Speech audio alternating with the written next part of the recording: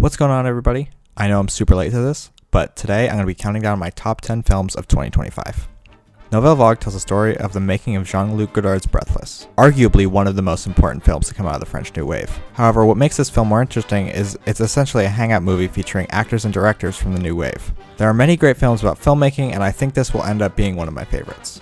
Noah Baumbach's follow-up to Barbie follows George Clooney as Jay Kelly, an aging movie star confronting himself through the career he's built and the people he's hurt along the way. This film can feel a little bit messy while you're watching it, but in my opinion, the third act really ties it all together and makes it very emotionally satisfying and makes the whole thing make sense. George Clooney is really good here, but the standout is Adam Sandler. Obviously, Sandler does occasionally like to remind people he's a good actor, but rarely does he get to be in a supporting role and show off his acting skills. Ari Aster's COVID Western is predictably one of the most controversial movies of 2025, but despite some of the outlandish places this goes, it ends up being uniquely relevant to our current situation.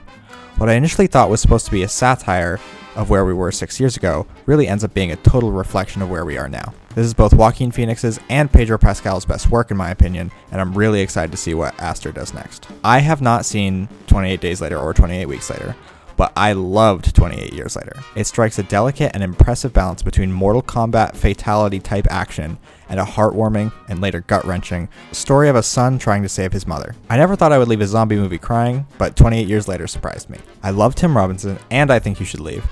But if you don't, this film might not be for you. This is the comedy with the tone of a horror. Every character interaction, despite being the Tim Robinson flavor of funny, is underscored by a mounting tension that makes this incredibly well-crafted but extremely hard watch.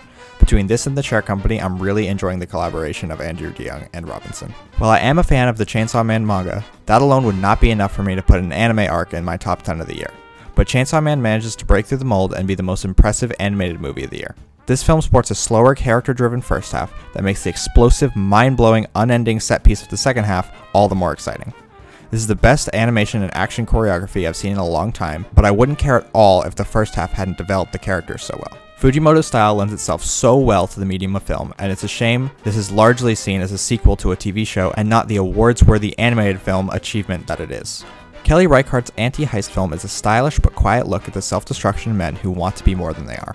Josh O'Connor delivers a fantastic performance as a deadbeat dad who thinks he's the star of the next Ocean's 11. We all have those outlandish things we think we could do in hypotheticals, but this is what happens when someone goes through with something they falsely believe they're capable of. The understated sadness of this film works so well, and JB's final few acts of desperation even managed to shatter Josh O'Connor's charm. To me, this film is cozy, uncut gems. Paul Thomas Anderson's latest film is overflowing with top-tier performances.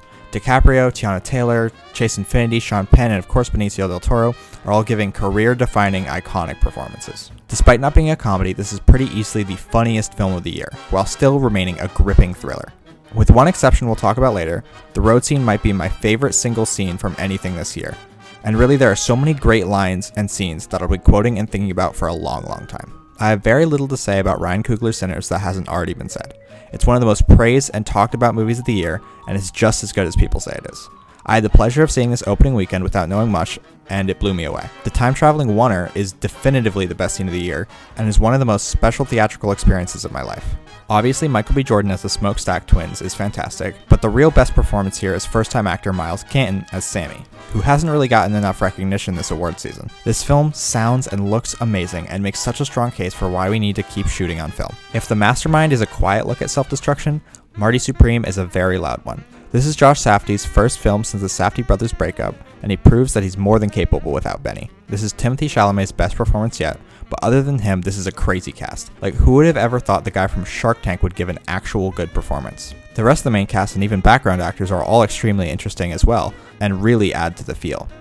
Despite being set in the 50s, the score and needle drops make it feel completely timeless, leading to Marty Supreme being one of the most unique feeling movies of the year. While I'm not leaving a trail of destruction like Marty Mauser, after watching this, I really had to reckon with my own pursuit of a career in film.